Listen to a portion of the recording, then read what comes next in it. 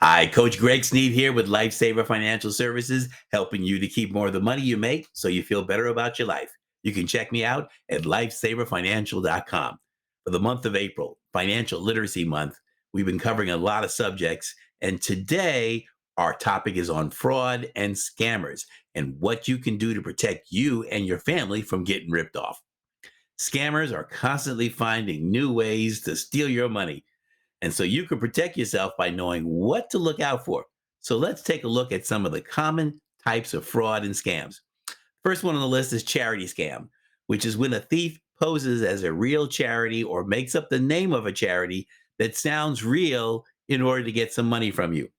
And these kind of scams often increase a lot during the holiday season, as well as right after a natural disaster, emergencies, floods, storms, wildfires, or earthquakes.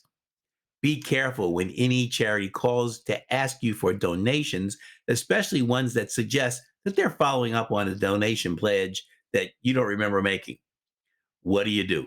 Well, ask for detailed information about the charity, including their address and phone number. Look them up on the website, find their website or a trusted third party to confirm that that charity is real.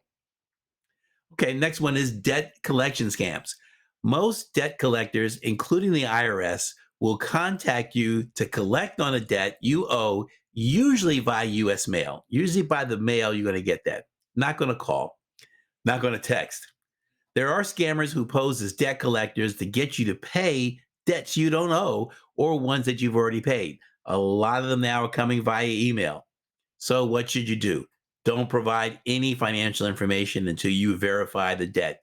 Tell them to send it to you in the mail, but don't give them your address because if they ask for it, you don't owe them any money. If you owe them money, they got your address. Debt settlement and debt relief scams. This is huge now. The companies can be real or fake. They often promise to renegotiate, settle, or in some way change the term of your debt to the debt collector.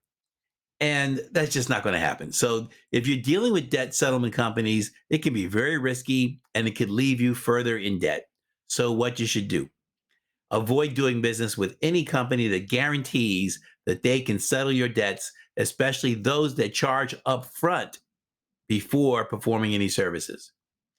Foreclosure relief and mortgage loan modification scams are schemes to take your money or your house, often by making a false promise to save you from foreclosure. Scammers also ask you to pay upfront fees for their service, or guarantee a loan modification, or ask you to sign over the title of your property or paperwork that you don't understand. Next up, grandparent scams. If you get a call from someone who sounds like a grandchild, first off, you got to have grandchildren, right? And they're asking you to wire money or gift cards to get them out of trouble, it's very likely a scam, right? So, imposter scammers, they try to convince you to send money by pretending to be somebody that you know. You ever get those emails that a friend is, I'm in London and I can't get home? It's so fake. So, remember, caller ID can be faked. So you also have to make sure to check the organization and the government agency, ask them for information, don't give them information.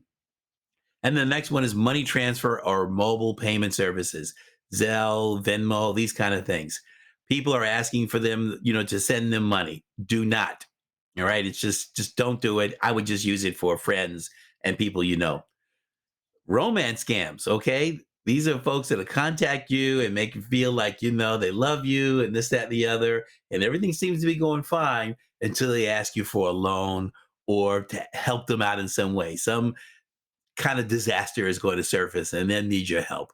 Okay, once you know that, you know that's a scam.